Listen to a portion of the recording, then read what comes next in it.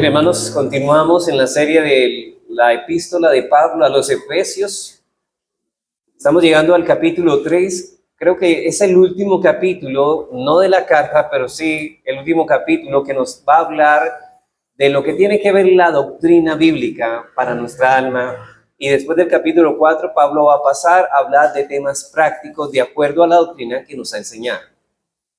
A la luz de todo cuanto Pablo ha venido diciendo en esta carta a los Efesios con respecto a los grandes privilegios que ahora disfrutamos por el hecho de ser cristianos, y especialmente en el marco de lo que él ha venido diciendo en la segunda mitad del capítulo 2, de cómo Dios ha reconciliado a judíos y a gentiles para hacer de los dos un solo pueblo, la iglesia. Ahora el apóstol Pablo se dispone, hermanos, a orar para que estos hermanos sean fortalecidos en su fe, al adquirir un entendimiento, hermanos, más pleno del amor de Cristo por ellos. Y entendemos, hermanos, que cuando nosotros nos acercamos a estudiar las doctrinas del Señor, el ánimo es que en nosotros se despierte un sentido de gratitud, de amor, de temor, de deseos por Dios, a la vez que crecemos en el conocimiento de lo que Él nos ha revelado. Así que al adquirir un entendimiento más pleno del amor de Cristo para con ellos, hablando de los Efesios, pero esta oración, vemos que Pablo parece que en el versículo 1 de este capítulo inicia una oración, pero que de un momento a otro, en el versículo 2, es interrumpida por un amplio paréntesis que va desde el versículo 2, hasta el versículo 13 de este mismo capítulo 3.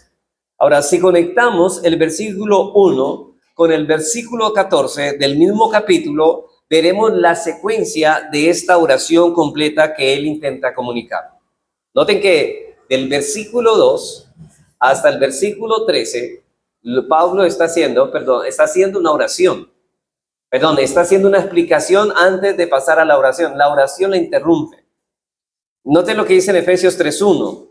Por esta causa yo, Pablo, prisionero de Cristo Jesús, por vosotros los gentiles. Dice, por esta causa, prisionero de Cristo Jesús, por vosotros los gentiles. Versículo 14, conecten el versículo 14. Por esta causa doblo mis rodillas ante el Padre de nuestro Señor Jesucristo. Así que la sección completa comunica esta idea, pero por un momento Pablo se apartó de la secuencia lógica que él venía desarrollando. Estamos hablando de la oración que él va a hacer por ellos. Interrumpe esta oración. Y al referirse en el versículo 1 a los gentiles, Pablo se ve obligado a interrumpir brevemente su argumento para exponer con mayor profundidad la naturaleza y el propósito de este singular ministerio que Dios le había confiado en favor de ellos, los gentiles. Así que Pablo abre su corazón, permitiéndonos conocer mejor a este extraordinario siervo de Cristo, porque él ha hablado de lo que Cristo ha hecho en el pueblo suyo, a que los gentiles han sido incluidos en el pueblo de Israel, y todo esto gracias a que Dios en su gracia lo ha permitido, soberanamente ha hecho esto, pero ahora pasa a hablar de él como ministro del evangelio a favor de los gentiles, cuya pasión por la iglesia y por su Señor es un ejemplo vivo que cada cristiano está llamado a seguir. Es decir, hermanos, por otra parte, este paréntesis no solo enriquece el contenido de ese capítulo, sino que también nos ayuda a apreciar con mayor profundidad la oración que viene a continuación. Es decir, en unas próximas enseñanzas que tendremos de la oración de Pablo, Pablo pone en contexto esta oración con una explicación profunda del ministerio que él fue llamado a desempeñar conforme a la gracia de Dios. Así que ese paréntesis que el apóstol Pablo hace nos habla del ministerio de Pablo a los gentiles. Y ese es el título de nuestra enseñanza, el ministerio de Pablo a los gentiles. Y así que para el desarrollo, hermanos, de esta sección la dividiremos en dos partes. Es decir, en primer lugar veremos el ministerio que se le ha dado a conocer a Pablo, el ministerio que se le ha dado a conocer a Pablo en los versículos 1 al 7. Y en segundo lugar, veremos el ministerio que le fue confiado a Pablo, de los versículos 8 al 13. Entonces tenemos de manera sintética, podríamos decir, ministerio. El misterio que le fue revelado a Pablo, el ministerio que le fue encomendado a Pablo a favor de los gentiles. Así que vamos a mirar nuestro primer encabezado, el misterio que se le ha dado a conocer a Pablo. El misterio que se le ha dado a conocer a Pablo. Hermanos, el apóstol Pablo introduce esta sección del versículo 1 presentándose a sí mismo en primer lugar como prisionero de Cristo. Él dice, yo como prisionero de Cristo. Y estas palabras llaman nuestra atención, ya que Pablo escribió esta carta a los Efesios precisamente mientras se encontraba en una cárcel en la ciudad de Roma. En Hechos 21-27, Lucas nos cuenta que Pablo se encontraba en el templo de Jerusalén cuando unos judíos de Asia y probablemente de Éfeso le acusaron de haber entrado un gentil en el templo, lo cual estaba totalmente prohibido.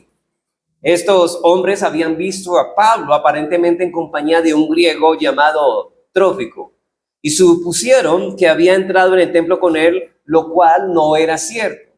Así que estos judíos alborotaron a la multitud y Pablo es tomado como prisionero y llevado ante el concilio. Luego fue llevado a Cesarea, donde él presenta su defensa ante dos gobernadores, Félix y Festo, consecutivamente. Y aunque ellos no encuentran nada contra él, ante la insistencia de los judíos de seguir acusándolo, el apóstol Pablo apela al César, apela de ir a Roma.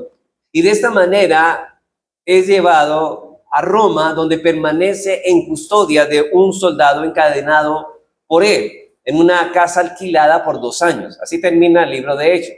Pablo era literalmente un prisionero cuando escribió estas palabras. Pero lo que llama poderosamente, hermanos, nuestra atención es que él no se consideraba en sí mismo prisionero de los judíos, ni de los romanos, ni del César, sino como un prisionero de Cristo. Esas son las palabras que él nombra aquí.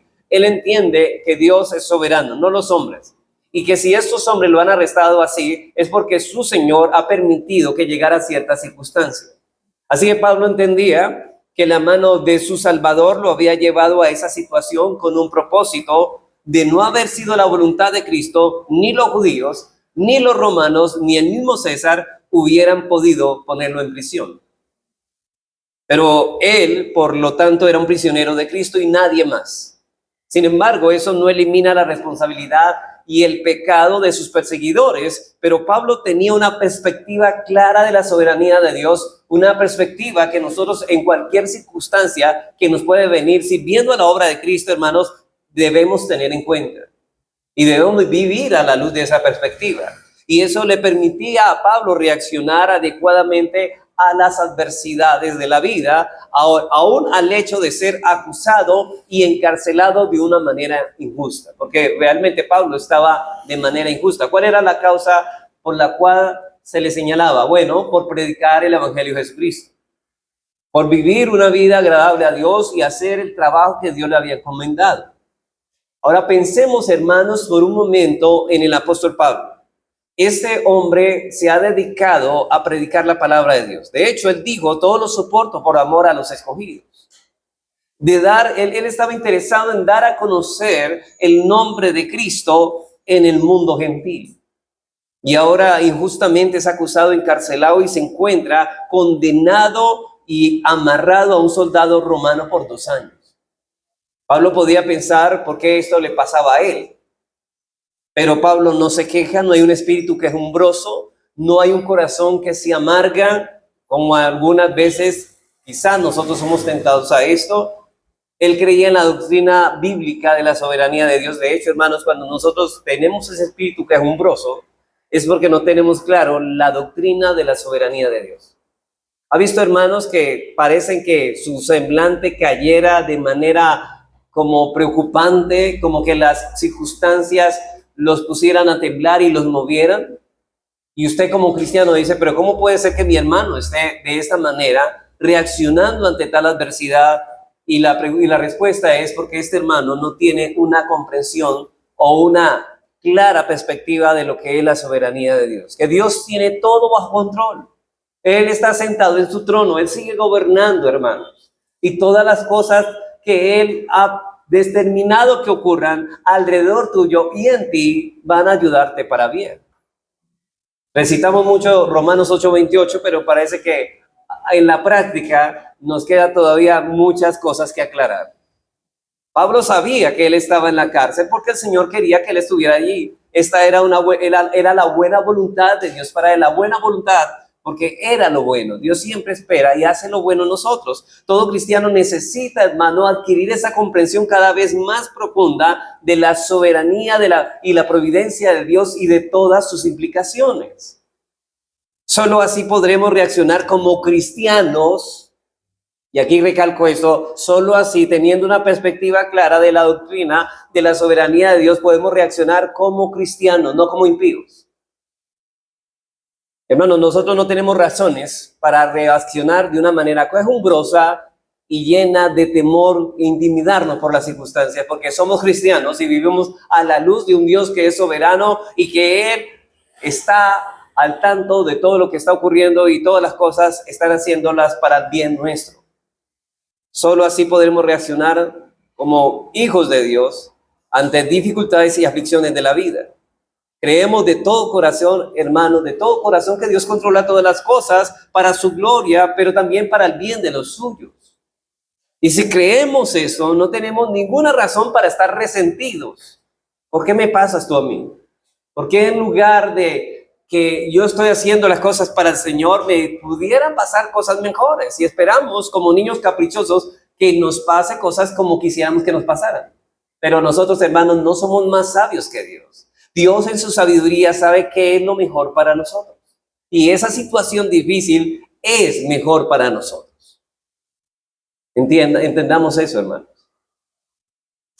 Pero no seamos amargados o descontentos. Una persona que está llena de temor en circunstancias y amargado, descontento, es una persona que está negando su fe.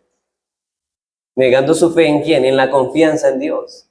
Decía el salmista, en el día de la aflicción yo en ti confío. En el día de la aflicción yo en ti confío. Podríamos decir nosotros también en el día de la aflicción, la adversidad, confiamos en Dios. No nos turba el corazón, no dejamos que nuestra alma se turbe. Y si creemos eso, hermano, no tenemos ninguna razón para estar resentidos, amargados o descontentos. No importa la situación en que nos encontremos. Y esto es importante que usted lo tenga en cuenta. No importa la situación, por muy extrema que sea, hermanos, encontremos contentamiento. Puede ser la pérdida de un hijo. No sé si ustedes han leído la historia de William Carey, el misionero inglés, que primeramente fue zapatero, antes de ir a la India y traducir la Biblia a varios idiomas hindúes.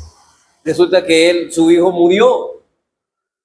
Y hermanos, y eso lo amargó y eso detuvo que él hiciera la obra del Señor de ninguna manera. Él se gozó en el Señor. Y hermanos, yo creo que hay algo que más duele que la pérdida del cónyuge, es una pérdida del hijo, de un hijo, hermanos. Eso debe ser doloroso. Pero aún así, hermanos, ¿qué dice el Señor? Debemos estar tranquilos y confiados en el Señor, descansando en Él, que eso es lo que Dios ha determinado. Hermanos, así que no son las circunstancias las que nos afectan, es la perspectiva que tenemos de ella, ese es el punto. No es las circunstancias las que nos afectan, es la perspectiva, es cómo vemos la vida, cómo vemos las circunstancias. Ese es el problema de muchos de nosotros. Nos abrumamos, nos aplastan porque no estamos viendo la cosa como deberíamos de verla. No la estamos viendo con los ojos de la fe, sino con los ojos de nuestras dudas en el Señor. Hermanos, nosotros, y de hecho como cristianos, no tenemos derecho a vivir así, de esa forma desconfiada, no tenemos derecho. Un cristiano amargado es un cristiano que está en pecado.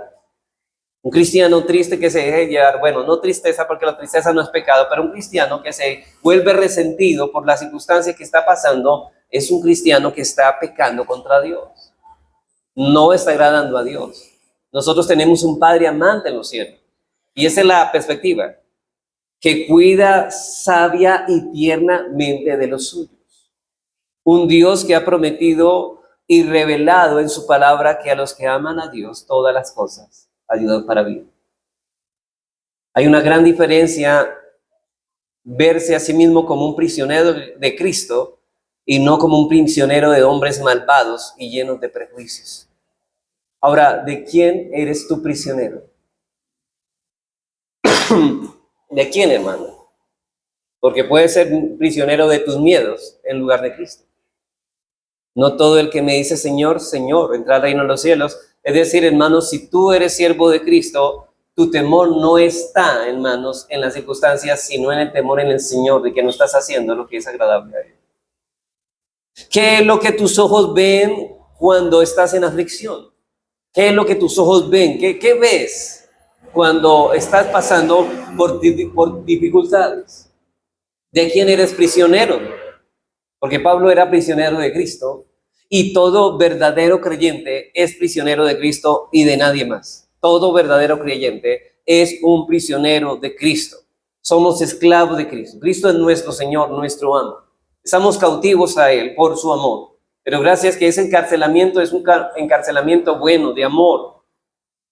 Pero en segundo lugar, se nos dice que era Pablo prisionero de Cristo por causa de los gentiles. No solamente él era prisionero de Cristo, sino que esa prisión era por causa de ¿quién? De los gentiles. Recuerden, hermanos, que habíamos hablado en la mitad del capítulo 2 que los gentiles habían sido incluidos en el pueblo de Dios. Habían sido reconciliados judíos y gentiles en la cruz de Cristo. Allí se habían acabado las enemistades entre los dos y se acabó esa barrera y ese muro entre los dos. Por eso dice en el versículo 1, por esta causa yo, Pablo, prisionero de Cristo Jesús, por vosotros los gentiles. Cristo había llamado a Pablo a un ministerio especial y por cumplir este llamamiento le habían sobrevenido muchos problemas, incluyendo esta prisión en Roma. Así que el encarcelamiento era parte del propósito divino para el cumplimiento divino de ese llamado. Y eso también le permitía sufrirlo con gozo. Él sabía lo que estaba tratando de alcanzar. Por eso Pablo a los colosenses, una iglesia en su mayoría conformada por gentiles, les dice en Colosenses capítulo 1, versículo 24, dice, ahora me gozo, note esto, me gozo en lo que padezco por vosotros. Me gozo en lo que padezco por vosotros, en los padecimientos. Por estos hermanos, él estaba gozoso y cumplo en mi carne lo que falta de las aflicciones de Cristo por su cuerpo, que es la iglesia. Todo lo soportaba por amor a la iglesia y más aún por estos gentiles que estaban siendo incluidos en el cuerpo de Cristo. Es decir, Pablo dice, mi sufrimiento forma parte de un plan donde ustedes son los principales beneficiarios. Y eso me llena de gozo porque es parte de mi ministerio a favor de ustedes, gentiles. Y es acerca, hermanos, de este llamamiento especial que Pablo va a hablar ahora específicamente de los versículos 2 al 7. Y hay dos palabras claves, hermanos, que debemos señalar en este pasaje, que resumen la idea que Pablo tenía de su ministerio. Estas palabras claves son administración y servicio. O sea, estamos hablando de que las palabras claves que resumen la idea que Pablo tenía de su ministerio están en estas dos palabras, administración y servicio. Cantábamos el himno, gozo da servir a Cristo. Y hermanos, aún en medio de las aflicciones, sí, el gozo de servir a Cristo aún no se aminora, no se mengua, aún en medio de las dificultades. Y ese era el caso de Pablo. Bueno, vamos a mirar en primer lugar que Pablo se miraba como un administrador. Pablo se miraba como un administrador. Recuerden que estamos hablando de Pablo en su ministerio. Ministerio. Ahora, él era administrador ¿de qué? De un misterio. Pero vamos a mirar en qué sentido era administrador. Dice, si es que habéis oído la administración de la gracia de Dios que me fue dada para con vosotros. Ahora, cuando Pablo dice, si es que habéis oído, Pablo no estaba poniendo en duda que los efesios hayan escuchado de la administración que le había sido dada a Pablo, sino que estaba asumiendo que tal cosa era así. Nosotros podemos, hermanos, traducir esta frase en el original, ya que habéis oído de la administración de la gracia de Dios que me fue dada. Así que la palabra administración, que es una administración viene la palabra oikonomía, de nuestra palabra español economía, y Pablo era un administrador de Dios, un administrador de la gracia, era un mayordomo, hermanos. Sabemos que un mayordomo está administrando los bienes que no le pertenecen, sino los bienes de otro. En ese caso, Pablo estaba administrando los bienes de Dios. ¿Para el servicio de quién? De los gentiles, que vamos a hablar más adelante del servicio a los gentiles. Era un administrador de la gracia de Dios, versículo 2, si es que habéis oído de la administración de la gracia de Dios. Así que la gracia de Dios aquí es una referencia a todos los regalos inmerecidos que recibimos de la mano de Dios, incluyendo la salvación, pero abarca mucho más, porque todo lo bueno que recibimos, de eso nada merecemos. Pero hermanos, aquí también, así como para todos los bienes, las bendiciones que hemos recibido de gracia, ¿qué espera Dios de nosotros? Lo mismo que Pablo, que seamos buenos administradores. Y observemos que Pablo no veía esa gracia como un lujo de que él podía disfrutar en privado. Él miraba la gracia como un bien que debía compartir con otros. Él era un administrador de esa gracia y él debía ser un buen soldado en el uso de todo cuanto Dios le había dado para el beneficio de otros. Es decir, hermanos, Dios no nos da solamente las cosas para nosotros disfrutarlas solamente de manera egoísta, sino que nos la ha dado para poder compartir lo que Dios nos ha dado.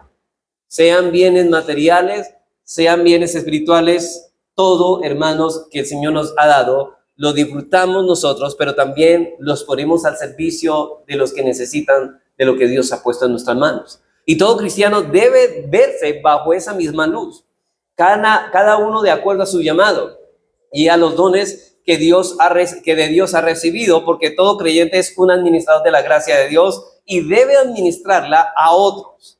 Nosotros debemos dar gracias lo que de gracia hemos recibido. Damos de gracia lo que de gracia recibimos. O sea que no hay lugar para ese pensamiento que dice, es que yo no le doy a este hermano porque el hermano no se merece. Pero hermano, tú recibiste algo que tú tampoco merecías. Entonces no es el pensamiento a la hora de dar, a la hora de poner tus dones al servicio, no es que los demás no merezcan. Hermanos, lo damos de gracia porque gracias hemos recibido y debemos ministrar esa gracia a otros dentro y fuera de la iglesia. Por ejemplo, nosotros debemos anunciar el evangelio a otras personas. Y si recibimos el evangelio predicado, nosotros también debemos anunciar el evangelio a otros también. Por eso dice en 1 de Pedro 4:10, se nos dice que cada uno, según el don que ha recibido, ¿qué dice? Guárdelo, espere un momento, no, ministrelo a los otros como buenos administradores de la multiforme gracia de Dios. Y note que aquí habla de la multiforme, porque no todos tenemos los mismos dones, sino que en la multiforme gracia Dios nos ha dado dones distintos. ¿Y qué espera de un creyente? Que todos los pongamos al servicio de los demás como buenos administradores de la gracia, como buenos ministros de Jesucristo. Así que dice Pedro, igual que Pablo, que todos somos administradores de la multiforme gracia de Dios. Por lo tanto, de acuerdo al don que hemos recibido, debemos administrar esa gracia también a otros. Y la pregunta, hermanos, ¿ustedes cuántos están administrando el don que Dios le ha dado al servicio del hermano que se encuentra aquí? Porque si no, no estaríamos cumpliendo esta ordenanza. Nosotros como cristianos tenemos algo que administrar y debemos hacer uso de las oportunidades que Dios nos da para que otros se beneficien de nuestra administración. Todo lo que tenemos, ¿a quién le pertenece? A Dios. Y Él te los ha conferido momentáneamente para que hagas uso de todas estas cosas para la gloria suya y para el bien de los otros. Y algún día, mi hermano, déjeme hacer esta nota de advertencia. Y algún día, todos compadeceremos ante el tribunal de Cristo para dar cuenta de esa administración. Así como un administrador de una empresa, a lo último, el que tendrá que presentar cuentas y balances de todo lo que se le ha entregado a administrar que no era de él. Todos nosotros, hermanos, hemos recibido dones.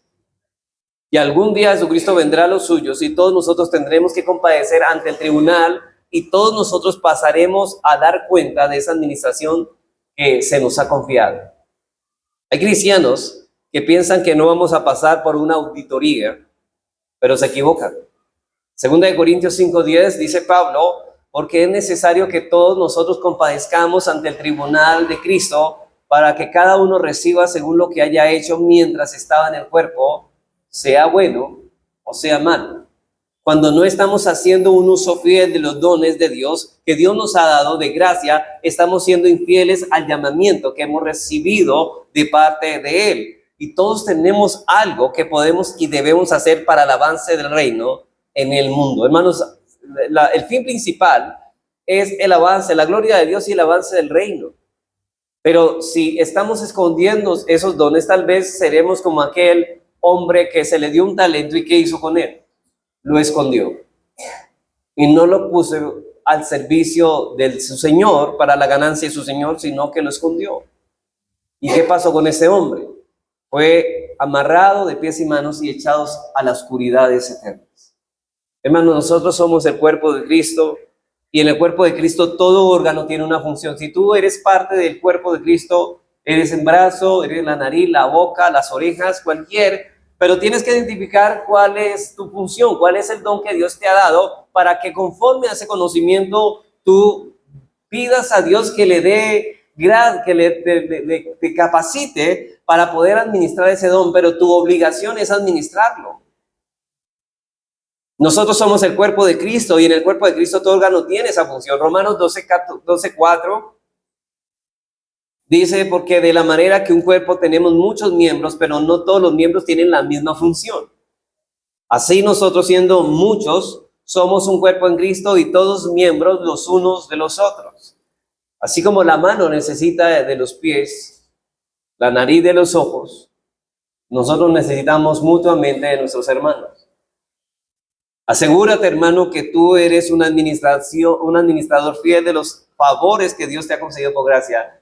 Y aquí es bueno, hermanos, que haga una introspección en su corazón y examínese si usted realmente está poniendo los dones. No es un cristiano que simplemente viene a sentarse aquí a escuchar la palabra, lo cual no es que sea irrelevante. Es importante que vengas a escuchar la palabra, que te expongas a ella, pero además que seas miembro de una iglesia bíblica, pero además tienes un deber como miembro, como cristiano que eres, y es poner tus dones al servicio de los demás para el avance del reino. Y por supuesto, la administración que se le ha conferido a Pablo era muy singular. Ahora, yo sé que lo que se le entregó a Pablo no se nos entrega a ninguno de nosotros. Era única, era singular, y Dios no le ha dado a nadie el llamamiento que le dio a él: ser ministro de los gentiles, apóstol de los gentiles. Instrucciones, de hecho, noten que todas las cartas que Pablo escribió, todas fueron dirigidas a iglesias gentiles. Y allí les da instrucciones, le revela este misterio. Ustedes fueron incluidos en la salvación. Ustedes fueron incluidos en el cuerpo de Cristo, pero noten que aquí les doy regulaciones, les doy instrucciones para que ustedes las sigan. Pero Pablo es llamado a la revelación de un misterio. Ahora, hablando ya en forma general de esta administración, Pablo es llamado a la revelación, a la administración ¿de qué? Bueno, de un misterio que le ha sido revelado. Él va a administrar algo que no se le ha dado a nosotros, un misterio que le ha sido revelado. Pablo es llamado a la revelación de un misterio. Bueno, ahora en el caso particular, Pablo dice, la administración que se le había conferido era muy especial. Dios no le ha dado a todo el mundo el llamamiento que le dio a Pablo de alguna manera. Dios le había concedido a Pablo, entre otras cosas, la revelación de un misterio, y esta era su administración.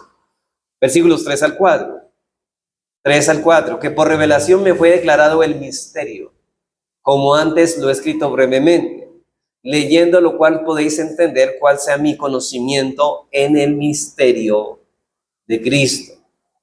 Ahora, la palabra misterio en la escritura es distinta a como el mundo la usa, ¿cierto? Ustedes han escuchado que la gente ha visto es un misterio. Esto es misterioso.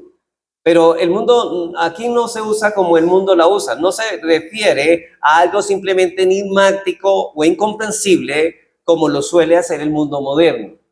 No, más bien la palabra misterio en la Biblia señala una verdad divina que estaba oculta y que solo por medio de la revelación de Dios puede ser conocida. Es una verdad que ningún hombre puede conocer por sí mismo a menos que Dios la revele. Voy a explicarlo así. Es decir, hermanos, no es el hombre quien encontró la verdad de Dios, es Dios quien reveló su verdad. No es el hombre quien va a las tinieblas y encuentra a Dios, no es Dios que en las tinieblas se descubre al hombre. Es de esa forma que el misterio es revelado. Ahora, ¿y qué es lo que Dios revela? Bueno, no solamente revela su naturaleza divina, quién es Él, sino su plan redentor para con el hombre. Y precisamente dentro de ese plan redentor estaba la inclusión de los gentiles a ser salvos y unidos al pueblo de Dios, a ese pueblo salvo. Por eso Pablo dice que fue por revelación que le había sido declarado este misterio. Por ejemplo, ustedes cómo le llaman al libro de Apocalipsis muchas veces. ¿El libro de qué? Revelación. Y ese libro, Apocalipsis, la palabra griega es una palabra compuesta de apo, y la otra palabra es calucto. Y la palabra apo significa des, y la palabra calucto significa velo. O sea que entonces, ¿qué significa Apocalipsis? Desvelo. O sea que el velo se ha corrido para poder mirar las cosas como realmente son. Pero ese velo, ¿quién lo quitó? No fue que nosotros lo quitamos, sino que Dios lo removió para que miremos las cosas como deben ser. Y precisamente de ese hay un misterio, es lo que hace Dios en Pablo, desvelar algo que estaba velado, y esto es una revelación. Así que el entendimiento que Pablo poseía acerca del plan redentor de Dios y del papel que los gentiles desempeñaban en él no fue fruto de un estudio minucioso, ni de una profunda reflexión humana, ni tampoco le fue enseñado por alguien más. Fue más bien una revelación directa de Dios mismo, que el Señor mismo le concedió. Y esta revelación del misterio que Dios le había otorgado por gracia, ahora debía ser conocidas a las iglesias. O sea, es lo que está haciendo. Dios me ha dado esta revelación, me ha revelado este misterio, me ha dado a conocer este misterio. Ahora yo lo voy a transmitir a ustedes, lo voy a dar a conocer este misterio a ustedes los gentiles.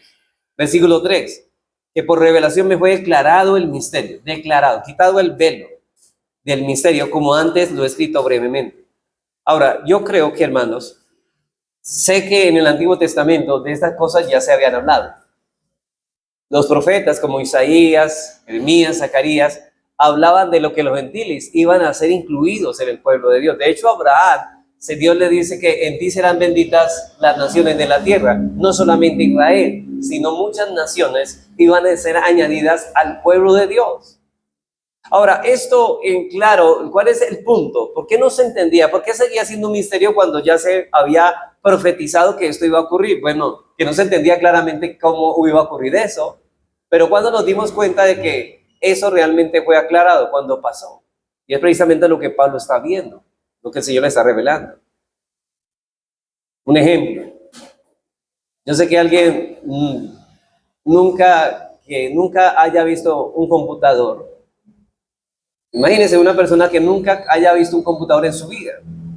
Pero una persona comienza a escribirle ese aparato, diciéndole, bueno, este tiene un monitor, tiene unas teclitas que uno puede escribir con los dedos, tiene una memoria donde puede guardar lo que uno escribe, y le comienza a escribir, y este hombre comienza a formarse una idea. Y dice, bueno, sí, y él tiene una idea como rara, y medio rara con lo que escribió, pero no tiene en sí algo claro. Todavía para él sigue siendo, aunque conoce cuál es el aparato, para él sigue siendo un misterio. Y él dice, ¿cómo será ese aparato? Hasta que un día esa persona le dice, bueno, ven a mi casa y te mostraré el computador. Y cuando él mira el computador dice, yo me lo imaginaba un poco más diferente. O sea que el misterio fue ¿qué? Revelado, aunque ya se había hablado de eso. Precisamente esa inclusión en los gentiles pasó que cuando ya se estaba dando el cumplimiento se entendió realmente el misterio que a Pablo le fue revelado. Así que Pablo alude nuevamente al misterio que ya había expuesto anteriormente en su carta a los Efesios. Noten que el versículo 4 dice, leyendo, lo cual podéis entender cuál sea mi conocimiento en el misterio de Cristo.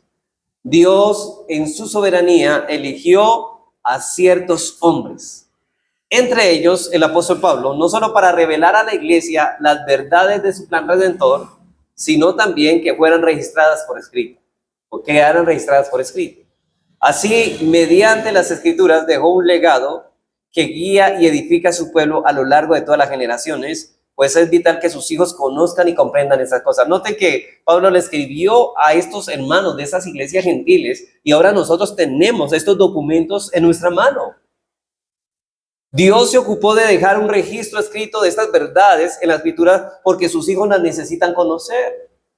Y los hijos de Dios no estaban solamente en ese tiempo que Pablo escribió la carta, todavía hay escogidos que siguen siendo llamados de la muerte a la vida. Algunas personas dicen que no están interesadas en la doctrina. ¿Han escuchado esto? Bueno, a mí eso de la doctrina no me interesa mucho.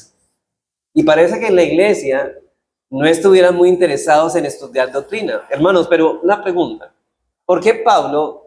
Ustedes noten que ya estudiamos Romanos, ya estudiamos Primera de Timoteo, hemos estudiado varias cartas, pero noten que siempre el interés del apóstol, ¿cuál es? Dar a entender primeramente la doctrina y después pasa al campo de la práctica. O sea, ¿qué es lo que está transmitiéndonos Pablo? Que no podemos tener una vida práctica consistente, realmente apropiada, si no tenemos un conocimiento apropiado de las doctrinas bíblicas. Sí, hermanos, si tenemos una comprensión deficiente de las doctrinas, tendremos una práctica deficiente de nuestra vida cristiana. O sea, que yo puedo decir, hermanos, si usted está viviendo de una manera deficiente en su práctica, es porque tiene una concepción deficiente de las doctrinas. No ha entendido muchas cosas. Lo mismo que hablamos ahorita de la soberanía de Dios. No tienen, o sea, y eso, hermanos, deberíamos revisarlo. ¿Realmente estamos viviendo a la luz de lo que conocemos o no estamos entendiendo bien las cosas? Por ejemplo, cuando hablamos de que Pablo va a hablar más adelante en el capítulo 5 de esta misma carta, hablar del trato de los esposos con las esposas y de las esposas con los esposos, de la sujeción que deben ellas a sus esposos, que le deben ellas a sus esposos. Y hermanos, ¿y qué pasa si una esposa le cuesta sujetarse a su esposo? Porque no ha entendido todo eso que estamos hablando. No ha entendido nada. Porque el problema, cuando un padre no cría a sus hijos en la amonestación y disciplina del Señor, como dice allá en Efesios 6:4, ¿por qué lo dice? ¿Sabe por qué? Porque no tiene una comprensión clara de las doctrinas. Hermanos, póngase a ver que un cristiano que es diligente en aprender doctrina se convertirá en un cristiano que tiene una práctica correcta de su vida. Hermanos, si descuidamos esas doctrinas, nos debilitaremos como cristianos. Y yo sé que no es fácil venir aquí un domingo en la mañana y poner todas nuestras neuronas a seguir un proceso de argumentación teológico desde el púlpito, intentando a que usted no se duerma. Yo sé que no es fácil, hermanos, luchar muchas veces con el sueño, pero el punto aquí, por eso es que, hermanos, yo les pido el favor, hermanos, cuando estamos predicando la palabra, debemos ser muy solemnes. Y gracias a Dios porque ha mejorado en esa congregación, ya no hay tanta, digamos, esas interrupciones en el baño, hermano, pero noten que no, es cosas, por ejemplo, usted está tan concentrado, pero alguien se paró para el baño, en ese momento usted puede perder la concentración. Y esa persona que se paró frente a usted o a tomar agua o cualquier cosa, lo hizo perder a usted y usted perdió el hilo de lo que llevaba. Usted estaba tan concentrado, pero en ese momento esa persona que se paró lo interrumpió. Y usted perdió el hilo de lo que estaba aprendiendo y perdió la bendición de esto que usted vino a buscar. Hermanos, por eso es que es tan importante la solemnidad y hermanos, y tener mucha reverencia en el momento de que estamos enseñando. Cuando anunciamos una serie, por ejemplo, sobre el rol de los esposos y las esposas, de hecho, que estamos llevando esto en medio de los almuerzos, bueno, después de los almuerzos, muchos sienten que finalmente se abordará lo que ellos deseaban escuchar, hermanos. Sin embargo, antes de sumergirnos en temas tan prácticos y relacionales, hermanos, necesitamos anclar nuestra comprensión en la doctrina bíblica. Solo cuando estamos firmemente establecidos en las verdades del Evangelio, podremos realmente valorar las bendiciones espirituales que se nos han dado en Cristo y a vivir a la altura de nuestro llamamiento cristiano. Porque hay hermanos que todavía están poniendo mucho interés en las cosas de este mundo, porque no han entendido esas cosas. Hermanos, más que tener muchas posesiones económicas, es mejor ser una buena esposa, un buen esposo y un buen padre. Eso es mayor riqueza. Eso lo entiende un cristiano cuando ha profundizado en las doctrinas bíblicas. Ahora, ¿por qué hay cristianos deprimidos en la iglesia, hermano? ¿Por qué hay cristianos derrotados en la iglesia? ¿Por qué hay cristianos desalentados y descontentos en la iglesia? Ay, pastor, yo no sé, yo estoy como frío, estoy como desalentado. ¿Por qué hay cristianos mundanos en la iglesia? ¿Sabe por qué? Porque aún no han comprendido la grandeza de lo que implica ser cristiano, porque no conocen las doctrinas. Hermanos, no entienden la grandeza, lo que implica ser cristiano. Hermanos, somos mejores que cualquier hombre que ostenta o tiene el poder en todo el mundo y todas las riquezas que este mundo puede ofrecerle. Estamos mucho mejor. ¿Sabe por qué? Porque las riquezas de ellos son para esta vida solamente. Y se les van a acabar en cualquier momento.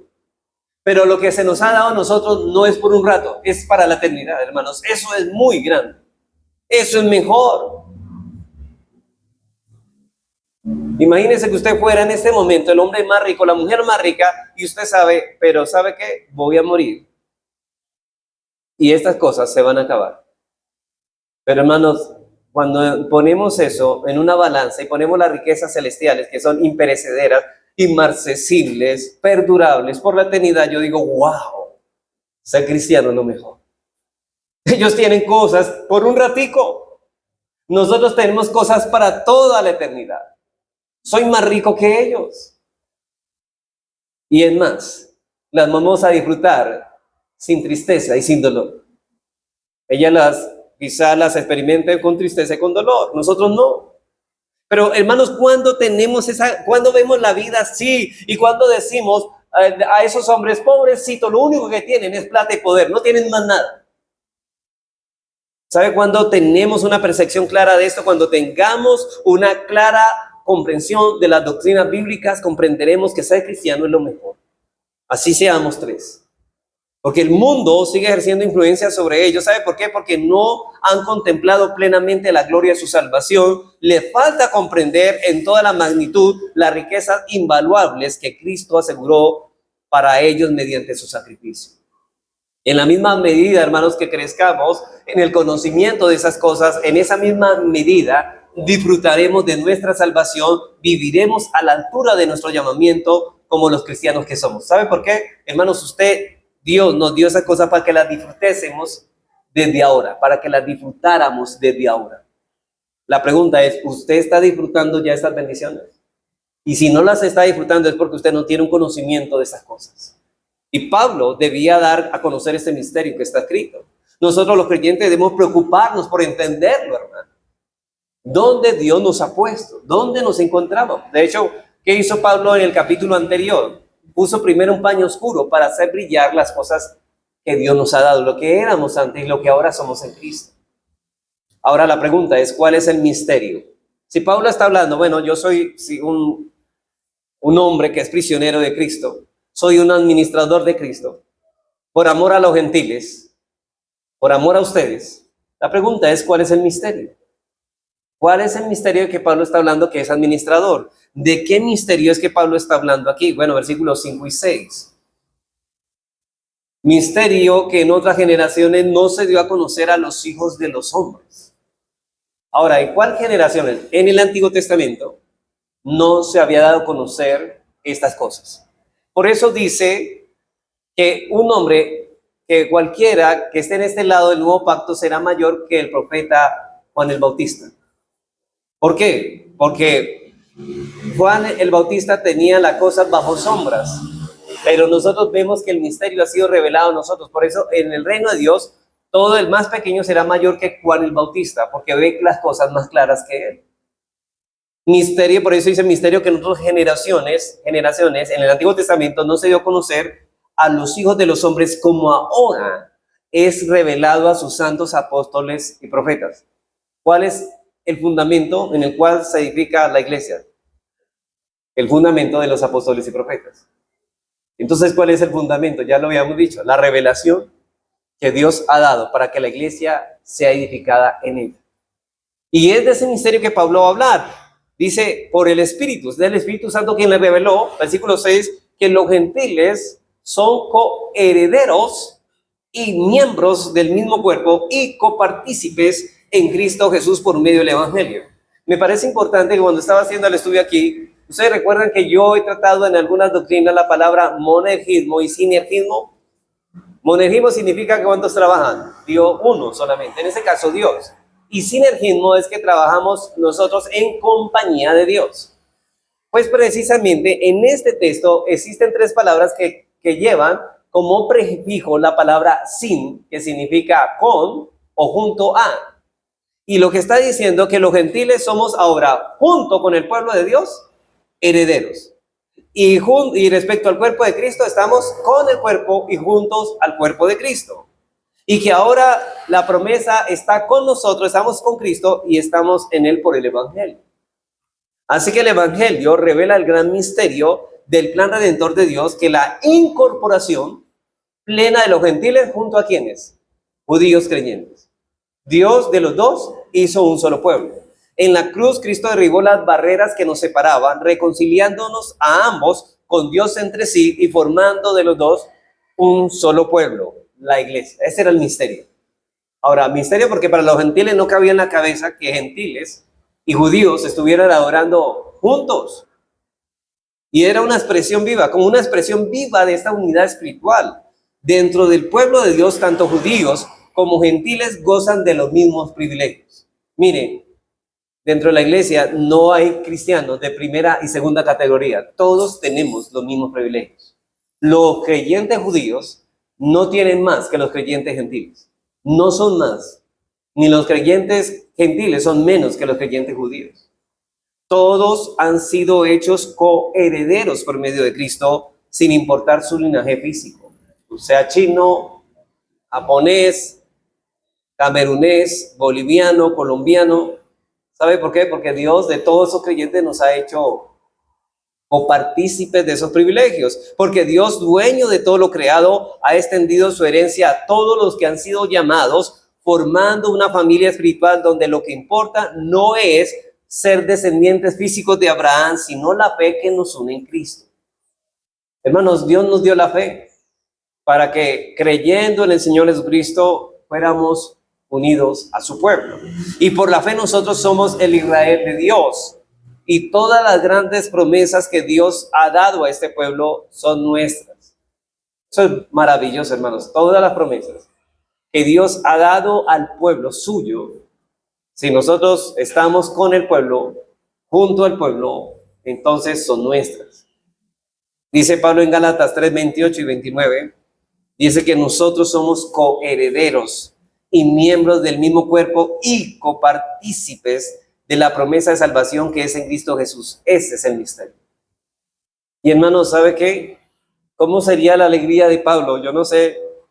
Y que sobresaltó su espíritu, que él iba a orar por ellos, pero dijo, no, un momento, yo no quiero orar antes de que ustedes conozcan esto. Me faltó decirles esto. Y por eso hace esta nota parentética, hace este paréntesis, precisamente para mostrarles esto. Una verdad que no se había dado a conocer en otras generaciones, como con la misma claridad, y oiga, con la misma claridad y profundidad que ha sido revelada ahora en el Evangelio. Ya dijimos que eso ya había sido enseñado, había sido profetizado, pero no con la claridad. Versículo 5, misterio que en otras generaciones no se dio a conocer a los hijos de los hombres, como ahora ha revelado a sus santos apóstoles y profetas. ¿Por quién? Por el Espíritu.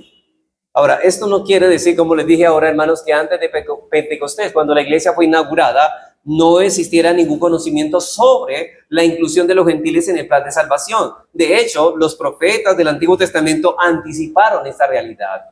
Y muchas de sus profecías fueron citadas en el Nuevo Testamento como cumplidas de las promesas de Dios que ahora se han hecho efectivas en la iglesia.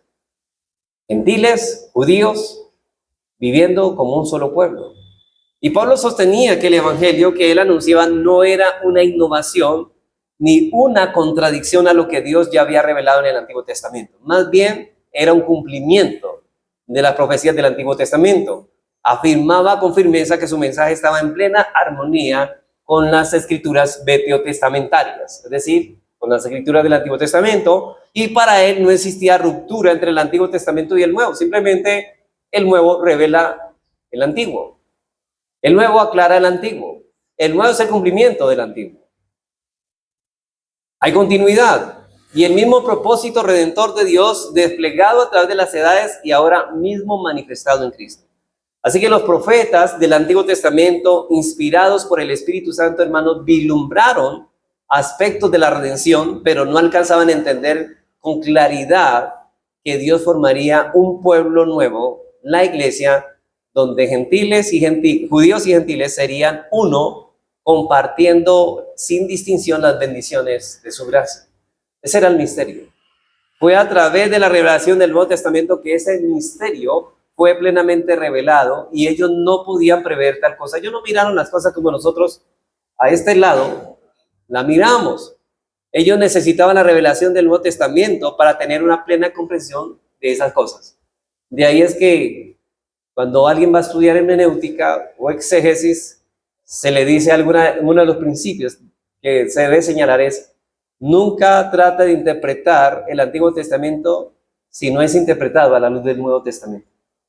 Así es que se entiende. Ahora observen que Pablo está haciendo una comparación en el texto. Él dice que este misterio no se dio a conocer en este tiempo como ahora es revelado a sus santos apóstoles y profetas por el Espíritu. Hermanos, no que antes no hubiese revelación alguna, sino que no era con la misma claridad y profundidad.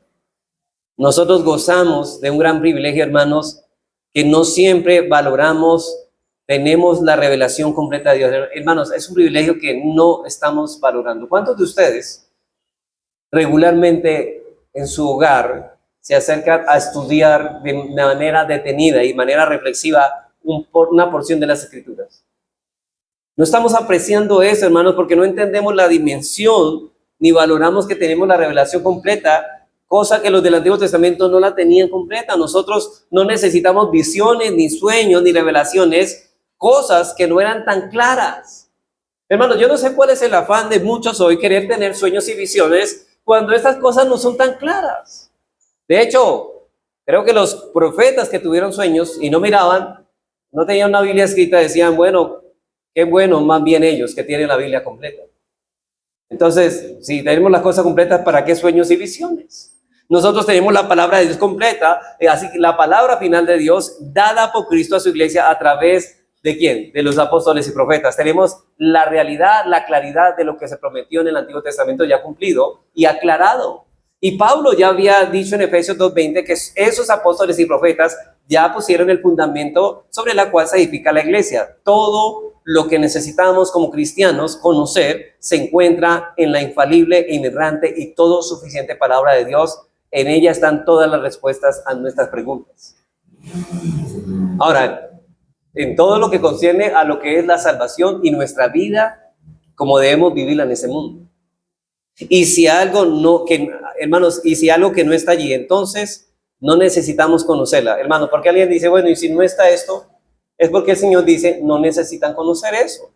Algún día Dios lo revelará en el cielo. Por ejemplo, alguien pregunta, bueno, ¿por qué en la Biblia no se encuentra la razón por qué Dios escogió a estos y a estos no? Porque Dios dice, no necesitan saber eso ustedes. Eso es lo que nos está diciendo. Las cosas, ustedes ya saben de Deuteronomio 29:29.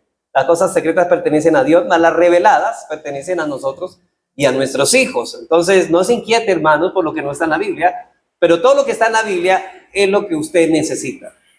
Pero esa verdad está aquí, hermanos, está aquí entre nosotros. Y si Dios no nos la hubiera revelado, hermanos, sería una vida de caos de nosotros. Pero Pablo fue uno de aquellos que fueron seleccionados por Cristo para administrar estas cosas. No solamente para esto, Pablo era un administrador de la gracia de Dios, pero él no se miraba a sí mismo solamente como un administrador, sino también como un siervo. Para terminar, en segundo lugar, Pablo se ve como un siervo. Pablo se ve como un siervo, no solamente un administrador. Versículo 7, del cual yo fui ministro por el don de la gracia de Dios que me ha sido dada según la operación del poder. Yo fui constituido. La palabra ministro viene de la palabra diáconos. Y diáconos, ¿sabe qué significa? Servidor. Entonces, así él mismo se ve como un servidor y así se veía Pablo a sí mismo como alguien que había sido llamado a servir el evangelio a otros y de manera particular a los gentiles. Pero no solo a los gentiles, sino primariamente a los judíos. Ahora bien, ustedes lo van a entender, cuando el Señor Jesucristo mandó a los apóstoles, dijo, primeramente vayan a la casa de la casa de Israel y luego a los gentiles. Pero obviamente cuando llegaba a una ciudad gentil, ¿qué es lo que buscaba primeramente Pablo? Una sinagoga judía. Pero inmediatamente era rechazado en la sinagoga. ¿A dónde iba? A los gentiles. Pero lo sorprendente, bueno, no es sorprendente, sino que los gentiles lo recibían realmente gustosamente el evangelio. Por eso en Hechos 13:48 dice que predicando los gentiles, dice, glorificaban la palabra de Dios y creyeron todos los que estaban ordenados para vida eterna. Los gentiles. Muchos creyeron más que gentiles, más que judíos, perdón. En el tiempo de Pablo eran más los gentiles que creyeron que los judíos. Por eso es ministro de los gentiles. Y hay dos cosas que debemos observar en la conclusión de esta idea del servicio. En primer lugar, Pablo consideraba el servicio como un plan, como un gran privilegio. Pablo miraba, hermanos, este servicio, este ministerio como un gran privilegio. La pregunta, hermanos, bueno, gozo da servir a Cristo. Pero usted mira el ministerio, el servicio a los demás como un ministerio. Hermanos, todos tenemos un ministerio general y ministerios particulares, ¿cierto? Cada uno tendrá un don de servicio, de consejería, de administración, bueno, qué sé yo, bueno, pero la pregunta es, hay ministerios de un servicio que es general. Todos somos llamados a exhortarnos. ¿Lo estamos haciendo? ¿Estamos siendo fieles a ese servicio? Porque Pablo consideraba ese servicio como un ¿qué? ¿Como una carga? Como un privilegio. Hermanos, el problema es que la mentalidad de muchos que se profesan cristianos es que para ellos el servicio es una carga.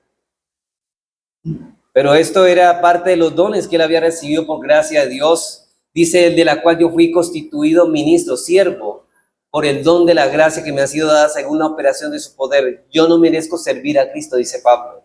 No merezco ser un servidor de su iglesia, dice Pablo. Si hoy soy un ministro del evangelio es únicamente por la gracia de Dios. Yo fui perseguidor de la iglesia.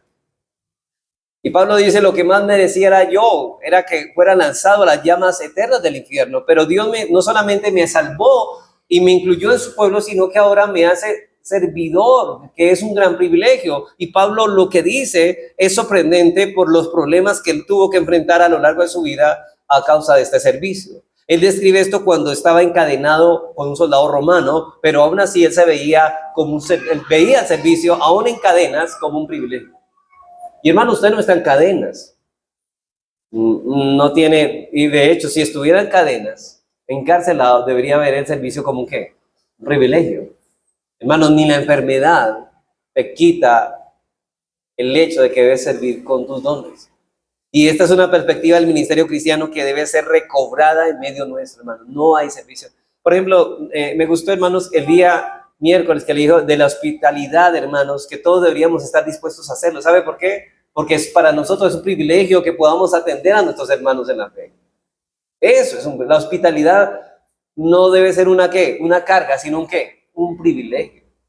Hermanos, servirle a Cristo en el evangelio es un gran privilegio. Hermanos, ¿cuándo servimos a Cristo? ¿Se acuerda Mateo 25, el juicio de las naciones? Tuve hambre y me diste comer. Tuve sed y me diste beber. Estuve en la cárcel y me visitasteis. Y quizá está hablando de creyentes que fueron encarcelados por la obra de Cristo. Y ¿sabe qué? El Señor dice, ellos sorprendieron, Señor, ¿pero cuándo hicimos esto contigo? Y el Señor le dijo, de cierto te digo que cuando lo hiciste con uno de estos mis hermanos, lo hiciste también conmigo. Benditos entrar al reino de mi Padre preparado para vosotros.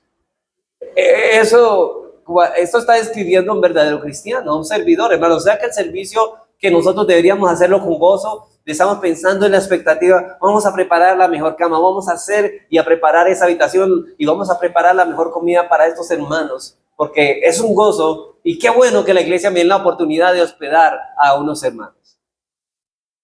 Eso debería ser así, hermano. Y gracias porque muchos lo vi así y la verdad, hermano, esperaba otra cosa distinta. Pero gracias, hermano, porque me sorprendieron. El deseo de servir me alegró ver muchas manos levantadas y los hermanos que no lo pueden hacer por circunstancias se ofrecen de otra manera. pero eso me llena de alegría, hermanos, que al menos se acercan, me dicen, no puedo ayudar de esa forma, pero puedo hacerlo así, pero quiero ayudar. Y eso es lo importante, hermanos, que haya un privilegio. Así que esta es una perspectiva del ministerio cristiano que debe ser recobrada. Hermanos, servirle a Cristo en el Evangelio es un gran privilegio. Dificultades vienen, hermanos, pero es un privilegio. El gran misionero William Carey le decía a su hijo, referente a esto, si el Rey de Reyes, y está hablando no del Rey de Reyes de Cristo, no, está hablando de un Rey de Reyes del mundo, si el Rey de Reyes te llama a servirle en el Evangelio, está hablando de Cristo, sí. Si el Rey de Reyes te llama a servirle en el Evangelio, no te rebajes a ser un embajador del Rey de Inglaterra. Hermanos, lo digo porque hay personas que quizás son ingenieros, están ganando una buena porción económica, son abogados, pero ¿qué tal que de esos hombres Dios le dé por llamar a uno para el ministerio? ¿Es capaz de dejar su profesión por servirle al Señor, por el ministerio? Hermanos, no hay un privilegio más grande que ser embajador del Rey de los cielos. Y es verdad, hermanos, que Cristo nos llama a todos los suyos a entregarse de tiempo completo a este servicio, pero debemos preguntarnos seriamente sobre todos los hombres que están sentados aquí en esta mañana. Muchos ya con una vida hecha. Hermanos, ¿considerarías el privilegio que Él te llamara a hacerlo, te llamara a predicar el Evangelio? ¿Considerarías que Dios te llame como un privilegio a dejar todas las cosas, a dejar de lado profesión, a dejar a un lado que tienes para servir a Jesucristo en su obra de tiempo completo? ¿Considerarías un privilegio que Cristo te mandara como un misionero a un lugar lejano, a personas que no conozco, que van de camino al infierno? ¿Considerarías eso como un privilegio? ¿Quisieras ver a tu hijo solo convertido, sino sirviendo a Cristo de este modo? ¿Quisieras ver a tu hijo, en vez de ser médico, abogado, ingeniero, quisieras verlo servirle a Cristo en su obra como pastor o como misionero? Ahora, le repito, hermanos, porque esto realmente, estos hermanos de Inglaterra, como William Carey, en cierta manera vivían en comodidad en Inglaterra. Mucho mejor vivir en Inglaterra que en la India. De hecho, su hijo, cuando llegó allá, murió. Su esposa también murió. Y él siguió la obra. Pero, hermanos, le repito que no todos hemos sido llamados a hacer eso. Para ser fiel a Cristo, no hay que ser pastor ni misionero para adorar a Dios, pero la vocación que Dios te ha llamado es mejor que le adores, debes adorarle. Esa es la idea equivocada, que todos tenemos que ser pastores. Lo que yo quiero, hermanos, es que te preguntes si tú ves el servicio de Cristo como una honra, tal como el apóstol lo ve. Necesitamos más pastores. Cristo le dice a sus discípulos, oren, que la mies es mucha y que envíe obreros a la mies.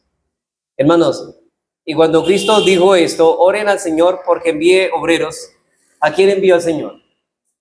Los envió a ellos. Cristo los envió a ellos mismos, y es muy fácil orar y decir, envía misioneros, pero la pregunta es, usted debe preguntarse, ¿debo ser yo ese misionero que estamos orando? Cuidado, hermanos, cuidado, no nos estemos dejando arropar por las comodidades del mundo. Que veamos como algo terrible renunciar a ciertas cosas para vivir, para servir a nuestro Salvador. Cuidado si estamos criando a nuestros hijos con esa mentalidad, hijo. Y hay veces tenemos que pedir perdón porque quizá hemos dicho que no queremos que nuestros hijos sean pastores. Y hermanos, deberíamos decirle, ahora sí anhelo que mis hijos sean pastores porque es el más grande privilegio. Si bien es cierto que todos no hemos sido llamados a servir de tiempo completo como a la obra de Dios, también es cierto que todos hemos sido llamados al servicio de su reino. Cada cual conforme a la vocación que haya recibido, sea médico, ingeniero, ama de casa, todos hemos sido llamados a adorar a Dios con nuestra vocación.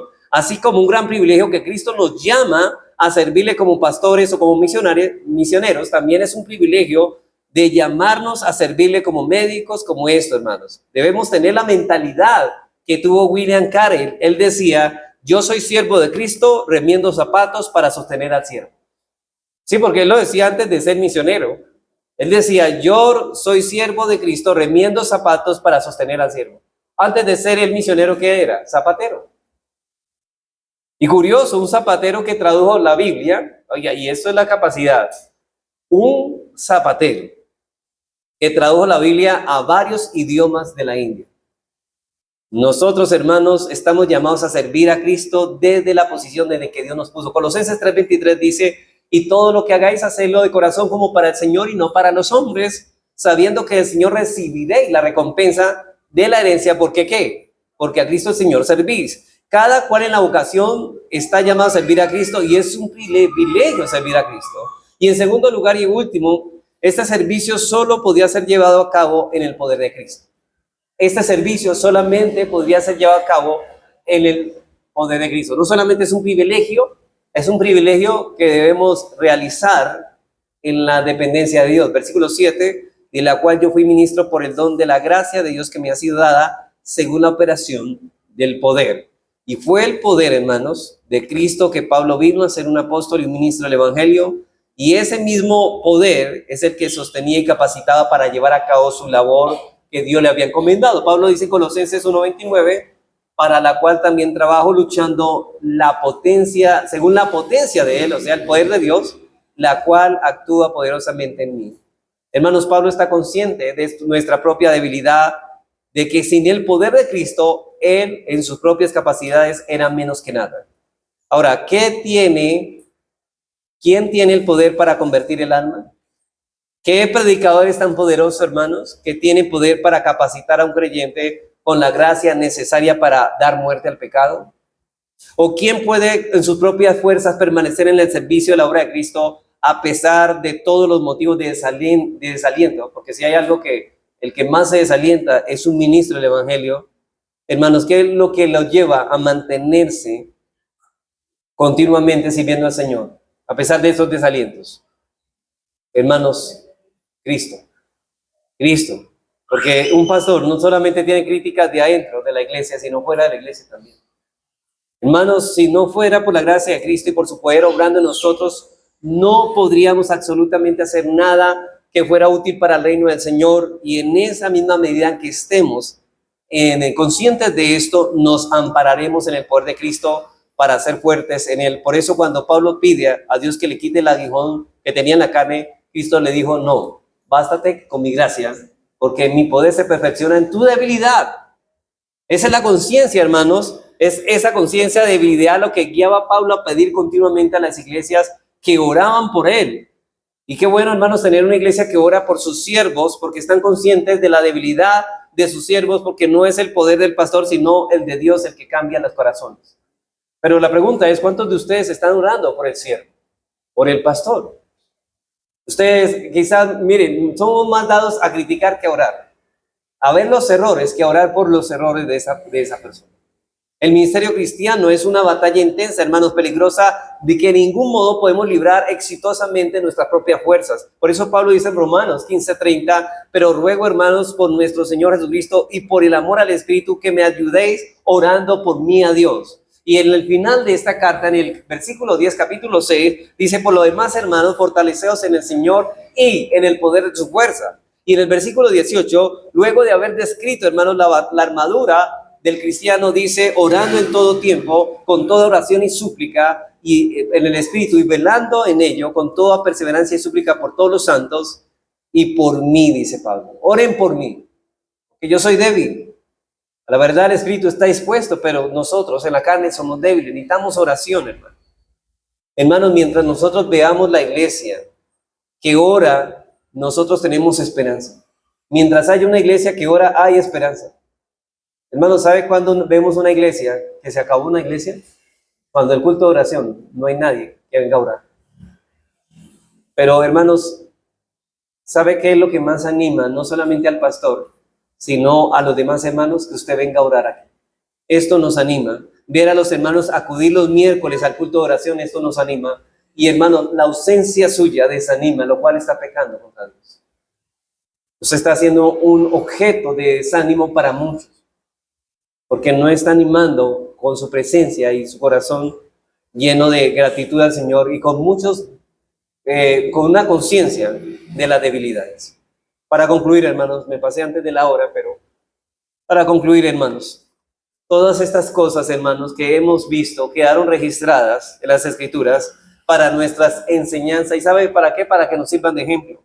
Fue el Espíritu Santo quien llevó a hacer a Pablo este paréntesis que para hablar de su vida y ministerio con el fin de que le imitemos, hermanos, con el fin de que nosotros también ahora procuremos ser ejemplo también a otros. No solamente que imitemos al Señor Jesús ni a Pablo, sino también que aparte de imitarle, nosotros mismos seamos ejemplos para que otros nos imiten a nosotros. Pablo había dicho en 1 Corintios 11:1, sed imitadores de mí como yo de Cristo. Y en Filipenses 3:17 dice Pablo, hermanos, sed imitadores de mí y mirad también a los que así se conducen según el ejemplo que tenéis en nosotros. También imiten a los otros hermanos. Pablo dice, no solo imítenme a mí, miren a los que caminan de ese modo. Y estos hombres eran hombres sujetos a pasiones como nosotros, igual que nosotros con debilidades, hermanos. Si sirvieron al Señor como sirvieron, fue porque tuvieron una clara comprensión de esos privilegios y de la gracia de Dios que tenían a su disposición. Hermano, ¿estás meditando en lo que Cristo hizo por ti? ¿Estás profundizando continuamente en un estudio concienzudo de las Escrituras, de los enormes privilegios que tú tienes en el Señor, de tal manera que el mundo cada vez te parezca más un disparate y que las cosas que el mundo ofrece te parecen cada vez más basura, como dijo Pablo en Filipenses 3:8? ¿Sabe qué dijo él? Y ciertamente aún estimo todas las cosas como pérdida por la excelencia del conocimiento de Cristo Jesús, mi Señor, por amor del cual lo he perdido todo y todo lo tengo por basura para ganar a Cristo. Si para ti las cosas del mundo resultan todavía preciosas, es por tu falta de profundidad en las doctrinas, pero cuando comiences a tener una comprensión, una conciencia informada de la profundidad del conocimiento de Dios, todas las cosas te parecerán basura, como Pablo llegó a experimentar. Que Dios bendiga su palabra en nuestras vidas, hermanos.